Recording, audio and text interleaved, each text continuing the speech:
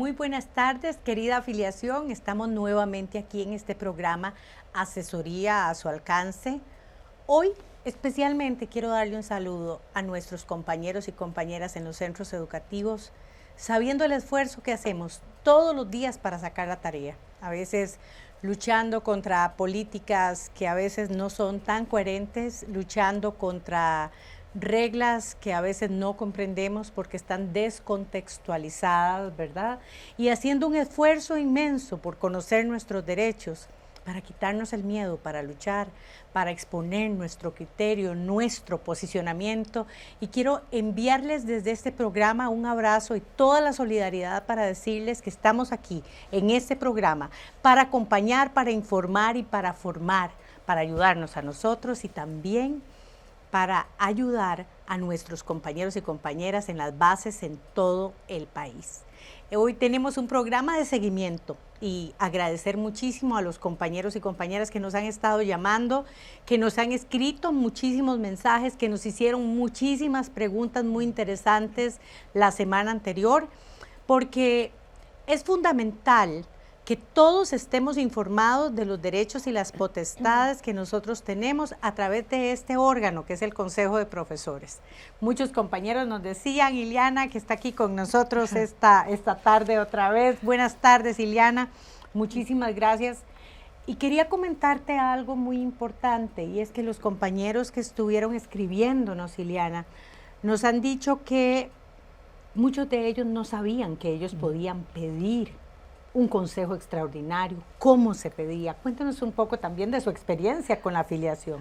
Claro, no, realmente este ha sido un tema interesante que a pesar de ser un tema como muy jurídico y a veces uno dice, bueno, es que los temas jurídicos a veces son como aburridos, como tediosos, complejos, nos damos cuenta de que nuestros compañeros y compañeras estaban ávidos, ¿verdad? Y ávidos de esta información porque como lo vimos la semana pasada, o sea, el Consejo de Profesores tiene una importancia tan relevante en los centros educativos de secundaria que por eso ustedes, que son miembros de este consejo, deben conocer su funcionamiento y deben defenderlo y empoderarse. La semana pasada dijimos que el Consejo de Profesores es una instancia superior a la dirección, entonces por supuesto que de ahí desenmascaramos, porque siempre se decía, no, es que vamos al Consejo de Profesores porque es un instrumento del director y tenemos que ir obligados a estar ahí 2 o 3 horas. No, el Consejo de Profesores es una instancia de poder, de decisión superior a la dirección, claro, de toma de decisiones.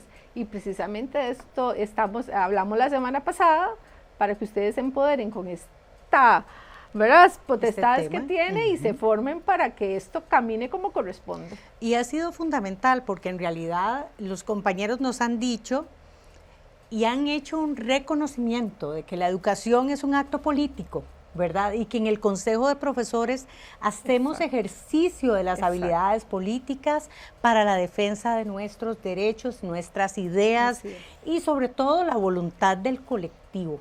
Eso es fundamental. Así que la semana pasada conocimos entonces el concepto del Consejo de Profesores, hablamos sobre el marco normativo que regula quiénes integran el Consejo, cuándo y cómo se debe sesionar, cuántas personas se requieren para sesionar, quién preside el Consejo y qué pasa con un funcionario cuando está citado al Consejo, pero está fuera del horario regular. Entonces, esos fueron los temas que trabajamos, los invitamos a revisar, que ahí está nuestro programa en nuestra página, ¿verdad?, en nuestras redes sociales, particularmente en el app Se Informa del Facebook, para que puedan retomar, y hoy vamos a ampliar muchísimo más ese tema del Consejo de Profesores. Esta semana entonces hablaremos un poco sobre esas atribuciones, Ileana, sobre los derechos que tenemos los miembros del Consejo, cómo se aprueban las mociones y las prohibiciones que hay para los miembros del Consejo de Profesores. Comprender que el Consejo de Profesores es una instancia que no es solamente para recibir información, correcto, ¿verdad?, que es vertical, sino que es el ejercicio del poder político de forma horizontal, donde ciertamente al ejercerlo también asumo responsabilidades. Y vamos entonces con la primera pregunta, que es: ¿cuáles son las atribuciones, Ileana, del Consejo de Profesores? Bueno, esto es fundamental porque sí debe quedar absolutamente claro que el Consejo de Profesores tiene atribuciones limitadas, o sea, no tiene atribuciones ilimitadas. ¿Cuál es la primera limitación que tiene el Consejo de Profesores? Bueno, pues por supuesto que todo lo que ahí se apruebe, todo lo que ahí se ventile o se acuerde, por supuesto no puede ir en contra ni de la Constitución política, claro, ni de las leyes, ¿verdad? Entonces, obviamente tenemos una limitación de tipo legal que es lógica y razonable. Vamos a poner un ejemplo, Iliana. Por ejemplo, hay una parte del año cuando nosotros aprobamos la normativa institucional. Esa normativa entonces no puede ir sobre leyes superiores, ¿verdad? Y a veces queremos legislar, correcto, de una forma que nosotros no ponemos atención a que hay regulaciones superiores. Por supuesto, por ejemplo, si se establece el reglamento interno del colegio, ¿verdad? No puede jamás ir en contra del REA, por ejemplo, que es una norma reglamentaria superior, y entonces, bueno, siempre todas las decisiones que se tomen tienen que ir acorde con el bloque de legalidad. Esa es la primera limitación que tiene. Ahorita vamos a ver en pantalla cuáles son las atribuciones que están establecidas por reglamento del Consejo de Profesores, porque aquí sí, ¿verdad? Debemos tener claro que no todo se puede ver en Consejo de Profesores. Vamos a ir viendo uno a una para ir explicando qué sí puede ver el Consejo de Profesores y ahí vamos analizando. En primer término, según lo establece el artículo 8 del Reglamento General de Establecimientos de Enseñanza Media, donde vienen estas atribuciones, la primera es conocer de los asuntos que someta el director o cualquiera de los demás miembros que no sean de la expresa competencia de aquel. ¿Qué significa esto? Bueno, que el Consejo de Profesores se puede ver todo lo que el director presente o cualquiera de sus miembros siempre que el tema que se ve ahí en el Consejo de Profesores no sea una competencia exclusiva del director, ¿verdad? Porque el Consejo de Profesores no puede venir aquí a atribuirse facultades o competencias que son propias de los deberes y potestades que tiene un director de un centro educativo. Entonces aquí a veces se dan una serie de situaciones porque sí, efectivamente, Norita, y no sé si a ustedes les ha pasado, a veces en el Consejo de Profesores se pretende ver cosas que en realidad tiene que resolver el director. Correcto. Y que es competencia del director y que entonces no puede haber esa delegación de competencias, ¿verdad?, en el Consejo de Profesores. Entonces hay que tener mucho cuidado que no invadir ese espacio de responsabilidad de los directores, y entonces todo aquello que no sea competencia exclusiva de resolver y ver el director, sí se puede ver en el Consejo de Profesores. A mí me parece tan importante porque este tema nos lleva también a que nosotros conozcamos cuáles son las competencias del director, ¿verdad? O sea, estamos aprendiendo siempre. Para poder ser parte del consejo, nosotros también tenemos que conocer los límites. Y entonces eso nos lleva a aprender de las funciones que realizan otros compañeros y compañeras. Correcto, correcto. Y esto es fundamental. Un día tal vez podamos, ¿verdad? Porque ahorita no... ¿Cuáles son las funciones propias de un director de un centro educativo, verdad? Entonces ahí podemos ya delindar qué debe hacer el director y ¿verdad? Cuáles son sus responsabilidades según el manual descriptivo de puestos. Otra de las atribuciones es planificar las proyecciones sociales de la institución dentro de las líneas generales del sistema educativo. Bueno, vea qué interesante. ¿Qué es la proyección social de la institución? ¿Qué podríamos entender como proyecciones sociales? Bueno, ya vimos que no podemos abordar en el consejo todo aquello que sea competencia del director, pero las proyecciones sociales de la institución sí. Esto significa que entonces en el consejo de profesores se puede ver todo aquello que de alguna u otra manera incida en el desarrollo o en el beneficio del centro educativo. Todo eso sí se puede ver ahí. Proyecciones sociales, bueno, ¿qué debemos hacer si la infraestructura del centro educativo no está correcta? ¿Qué actividades se pueden hacer? ¿Qué podemos hacer para promocionar socialmente el esfuerzo de los estudiantes? No sé, vos que sos parte de un consejo de profesores, Norita, podrías ilustrarnos. hacia dónde queremos que vaya la institución, cuál es la realidad del contexto que tenemos en la comunidad, ¿verdad? En la comunidad, la relación. Los centros educativos, y ahí es donde nosotros, los docentes, somos unos expertos en realidad, porque solo nosotros conocemos desde ahí la realidad de nuestros estudiantes.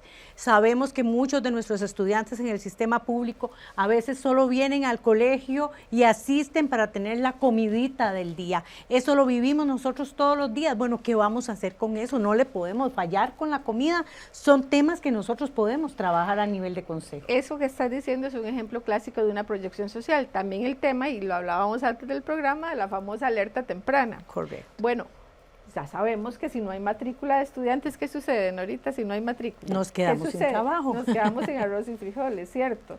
Entonces, bueno, qué bueno que en el Consejo de Profesores se pueda ver, bueno, cómo hacemos, qué estrategias, qué políticas, ¿verdad?, podemos montar para que haya matrícula en ese centro educativo, cómo podemos, ¿verdad?, montar esta estrategia externa para promocionar ese centro educativo y que la matrícula no decrezca, sino que más bien crezca. Todo eso son proyecciones sociales que sí pueden verse dentro del seno del Consejo de Profesores. Tercera atribución, conocer de los informes de los departamentos de la institución, y vean que esta es una reforma que se le introduce al reglamento precisamente recientemente en el año 2020.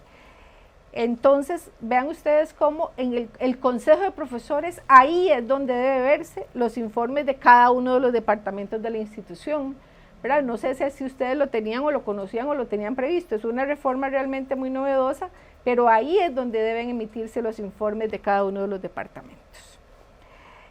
Conocer de los asuntos disciplinarios que le asigna el presente reglamento. Bueno, en el REA se establecía que en casos de, esto ya casi no se aplica porque en el REA anteriormente se establecía que el caso de que lo que se llamaba expulsión y tal, eso tenía que definirse en el Consejo de Profesores. En este tema de asuntos disciplinarios hay cierta ya restricción para que el Consejo de Profesores lo vea. Es una norma, un inciso que no se ha reformado, pero se mantiene como tal. Como puntos número 5, y esto es también muy novedoso y muy interesante, también se introduce en el año 2020 como atribución del Consejo de Profesores, cuál es conocer y brindar resolución a las situaciones, casos o temáticas que incidan en la buena marcha de la institución. Claro. Vea qué interesante, que es un poco lo que hablábamos anteriormente. Todo eso puede verse en el seno del Consejo de Profesores. Temáticas que incidan en la buena marcha de la institución. Bueno, si hay un clima institucional nocivo, si no hay un clima armónico, si hay situaciones, ¿verdad?, de acoso laboral, de tensión, todo eso puede verse en el Consejo de Profesores, que le sean planteadas por parte del director o quien asuma sus funciones. Pero vean esto, con el fin de propiciar la atención directa de cada caso por el Consejo y evitar el fenómeno del exceso de cargas laborales docentes, la dirección del centro educativo y el propio Consejo se encuentran imposibilitados a efecto de conformar comisiones permanentes y especiales en las que se asuman funciones propias de la dirección o de un departamento en particular del personal docente, administrativo, docente o técnico docente. Esa es una reforma que se introduce porque se tendía a que en el seno del Consejo de Profesores se constituyeran o se crearan cualquier tipo de comité o comisión. Claro. Hasta la comisión, no sé, de la celebración de lo más... vamos a ver, bienestar estudiantil, con una serie de actividades que demandan la atención, la responsabilidad, inclusive otro tema importantísimo para este programa, el manejo de dineros, ¿verdad? También. Muy complicado. Ahora, es una contradicción que si nosotros estamos luchando desde el sindicato, desde nuestra base, precisamente por la eliminación de la sobrecarga laboral, estemos planteando como soluciones en el Consejo la creación de más sobrecarga laboral. O sea, tenemos en eso, yo creo que los presidentes y las presidentas de base de APSE, que todos y todas son muy luchadores y luchadoras, tienen clarísimo la incidencia que tienen en el Consejo de Profesores, y los que no, pues este programa es precisamente para empoderarnos y para saber cuáles son esas funciones y la defensa de los derechos laborales en todos los casos. Bueno, aquí estamos hablando de una sobrecarga laboral inmensa que tenemos, como ya lo mencionaste en este momento, con las alertas tempranas, ya lo mencionamos con los debidos procesos en otro momento, ¿verdad? La posibilidad y el derecho que tienen los estudiantes a estar en clase, etcétera, etcétera, ¿verdad? Pero es ahí en el consejo donde se habla de esos temas, donde se toman decisiones, ¿verdad? Claro, Norita, pero en esa línea entonces vemos cómo tajantemente el reglamento prohíbe que en el Consejo de Profesores se creen comisiones de ninguna especie. Correcto. que invadan competencias de la dirección, claro, o de algún departamento. En el Consejo de Profesores no se puede crear nada de lo que ya está establecido como integrado por otro tipo de personas. Y en algún momento sería interesante, Norita, un programa acá sobre todo los comités que deben haber en los centros educativos, quiénes deben integrarlo y cuáles son las atribuciones de los comités y cuáles son las únicas que pueden operar. Bueno, y como sexta atribución, conocer de las gestiones que plantee la directiva del gobierno estudiantil, muy interesante. Y por último, dictar el reglamento interno del colegio, ¿verdad?, para cuya vigencia se necesita de la aprobación del MEP. Y este reglamento, como lo veíamos al inicio, el reglamento interno no puede contrariar las normas del bloque de legalidad, como lo vimos anteriormente. La siguiente pregunta es muy importante, porque ahora vamos a hablar de derechos. ¿Cuáles son los derechos de los miembros del Consejo de Profesores? Bueno, los derechos de los miembros, esto es fundamental, porque en el momento en que se ejerce el derecho como miembro del Consejo de Profesores, ahí es donde se va a poder empoderar ese miembro dentro de esta instancia que es el Consejo de Profesores. Entonces veamos una a una. Todo miembro del Consejo de Profesores tiene derecho a voz y voto en el Consejo, ¿verdad? Entonces esto es fundamental, no es una instancia de información vertical como lo vimos en el programa anterior, sino que es una instancia de toma de decisiones de manera colectiva con la expresión de voz y voto de cada uno de los miembros. Solicitar que su voto conste en actas, si así lo decide el miembro integrante, y hacer de ello el mejor uso que convenga a sus intereses. Interponer el recurso de revisión en contra de los acuerdos. Contra los acuerdos del Consejo caben recursos de revocatoria, de apelación y de revisión, y entonces los miembros integrantes tienen derecho a emitir esas impugnaciones.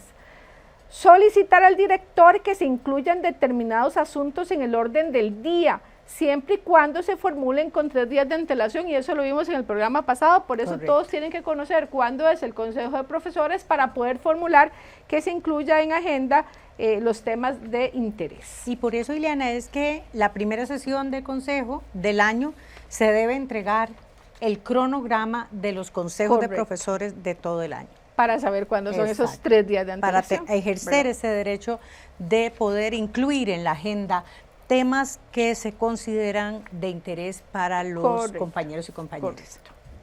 Correcto. Bueno, otro tema muy importante que quizá a veces nosotros no manejamos mucho técnicamente es el tema de las mociones.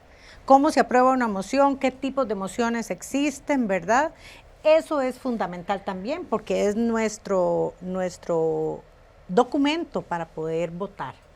Vamos a ver, no está en las láminas que vamos a ver, pero como me preguntas que cuáles son los tipos de mociones que existen, es muy importante aquí que ustedes sepan que si en el Consejo de Profesores es una instancia donde se votan y se toman acuerdos, entonces ¿cómo es el mecanismo para que se voten esos acuerdos, para que se logren esos acuerdos? Pues obviamente para que se logren esos acuerdos tiene que haber un proponente, valga la redundancia, de una propuesta o moción, la cual se pone en discusión en la mesa y debe ser objeto de la votación correspondiente. Pero entonces, ¿qué tipos de moción existen? ¿Cómo hago yo para proponer una moción? Bueno, existen 3 tipos de mociones, que son las mociones comunes y corrientes, que es una moción que se presenta sobre algún tema que se está discutiendo en ese momento, ¿verdad? Algún punto de la agenda o del orden del día. Entonces, sobre ese punto de discusión, un miembro integrante del Consejo presenta una moción por escrito en el sentido de que se acuerde, de que se vote tal punto, orientar, ¿verdad? Que el acuerdo vaya en línea del tema que se está discutiendo. Eso es una moción de tipo común. Existen lo que son las mociones de orden, Las mociones de orden, que sí requieren de una mayoría calificada, las 2/3 partes de los miembros integrantes, esas son mociones con las que se puede mocionar para que se altere el orden del día. Por ejemplo, hubo un orden del día, una agenda donde no se incluye un tema que es de interés de los miembros del consejo, entonces antes de que se apruebe la agenda, se presenta una moción de orden para que se incluya determinado tema en la agenda. Esto es fundamental que ustedes lo sepan, ¿verdad? La agenda no puede ser vertical. Si no les dieron tiempo los 3 días antes del consejo a proponer temas, lo pueden hacer ahí, en el mismo seno del consejo. Antes de que se apruebe la agenda, presenta una moción de orden para que determinado tema se incluya en la agenda y requiere de una mayoría calificada, como lo vamos a ver ahora, para que se apruebe. También las mociones de orden pueden presentarse para que se dé por terminada una discusión. Por ejemplo, que se está discutiendo un tema y pidieron la palabra 10 o 20 y aquello va a llevarse un tiempo increíble, entonces alguien presenta una moción para que ya ese punto se considere suficientemente discutido y se pase ya a la votación. Eso es una moción de orden para dar por terminada la discusión o para ordenar la discusión. Entonces es importantísimo que ustedes sepan la naturaleza de la moción de orden porque tiene esta naturaleza. Y por último, pues las mociones especialísimas que ya presenta algún docente con alguna situación muy especial, un asunto muy específico que pueda afectar a tal o cual docente y entonces como manera de una moción especial lo pueda presentar en el seno del Consejo de Profesores. Ahora, alineado con esto de las mociones, ¿verdad? Que yo les recomiendo que ojalá tengan en el centro educativo como una especie de machote, donde puedan ahí tener en físico esos papelitos de moción, y entonces puedan establecerse por escrito ahí la propuesta que se quiere presentar y presentar a la mesa, que ojalá que no se hagan de viva voz para un efecto de orden y que conste que se presenten por escrito las mociones y que para ello tenga un machote para esos efectos. Y paralelo a esto, pues ya hablar un poco de los tipos de votación muy rápidamente, porque por efectos de tiempo sé que no podemos abarcar mucho tiempo. Las votaciones pueden ser de 2 tipos: nominales, que son cuando los miembros de viva voz dicen sí o no al momento de votar un asunto, o las secretas, cuando así lo decida por conveniencia el órgano colegiado. Y precisamente para proponer que una votación sea secreta, ahí se debe presentar una moción de orden, como las que mencionaba anteriormente, para proponer que la votación sobre ese asunto determinado sea secreta. Hay, Liliana, digamos otro tema que para nosotros es complejo a nivel administrativo y es el tema de las actas.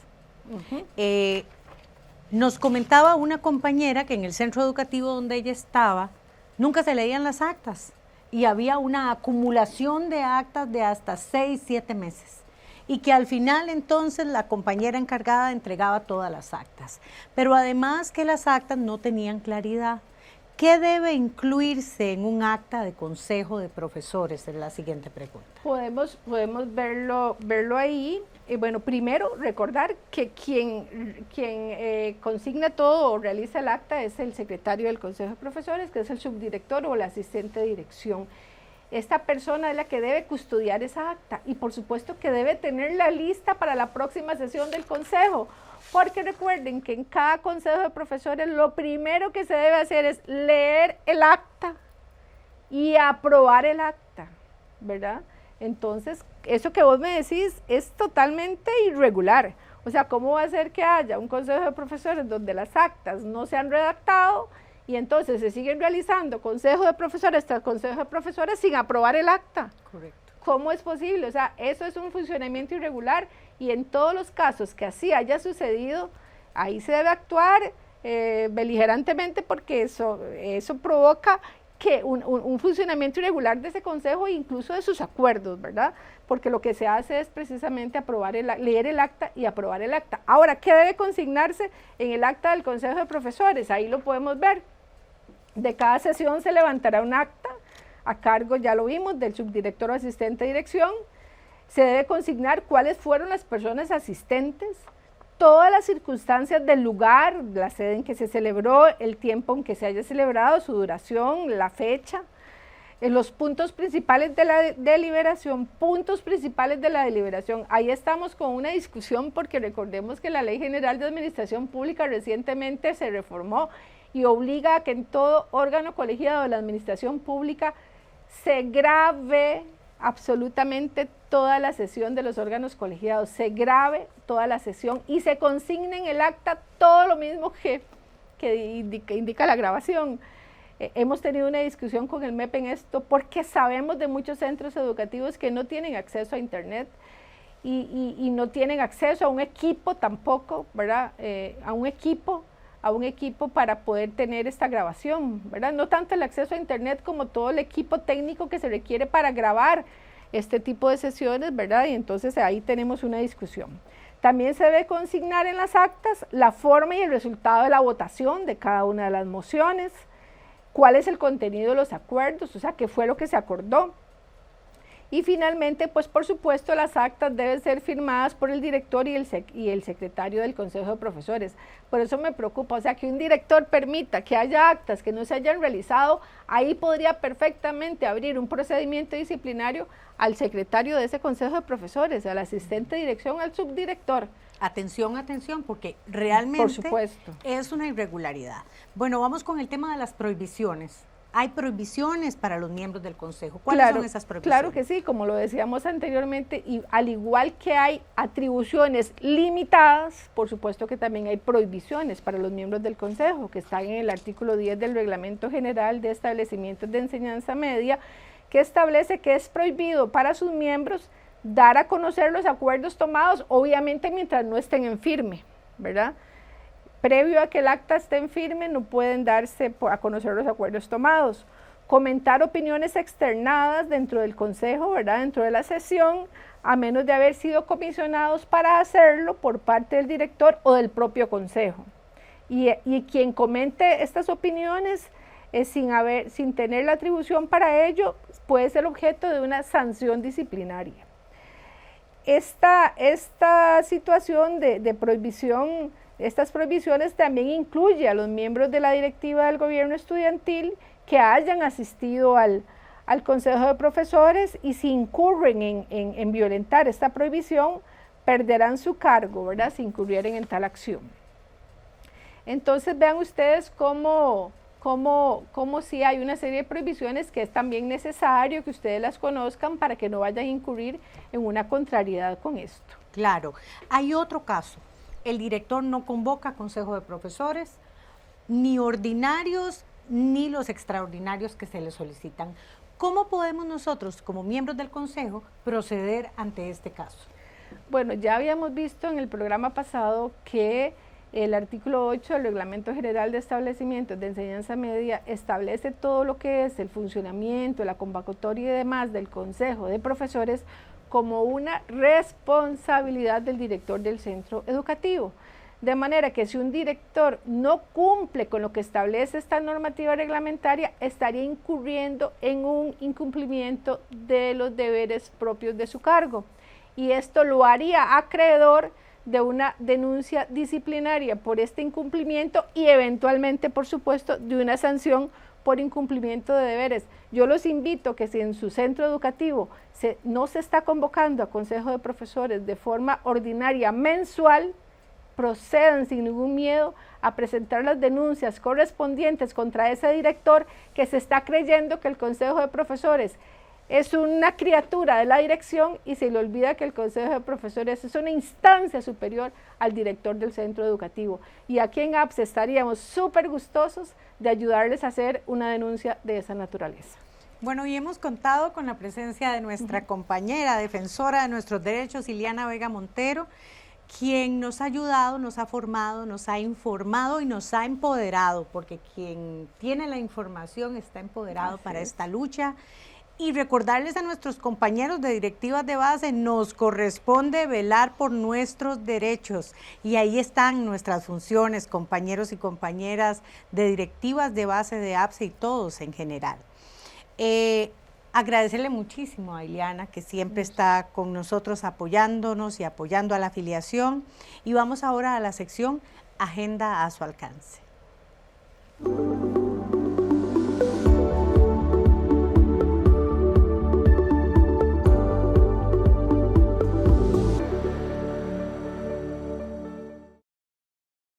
contamos que la Junta Paritaria de Relaciones Laborales de la Tercera Convención Colectiva del Sector Educativo sesionó el martes 6 de mayo del 2025 con la exposición de reglamentos y normativas que aplican a todos los trabajadores del MEP, que incluyó la exposición de una guía sobre el reglamento a la Ley 9999, el plan de capacitaciones del Instituto de Desarrollo Profesional y algunas observaciones al manual práctico contra el acoso laboral para docentes del MEP. En asuntos varios, APSE Sindicato expuso la situación de problemas de pago de recargos, lecciones interinas y de planeamiento.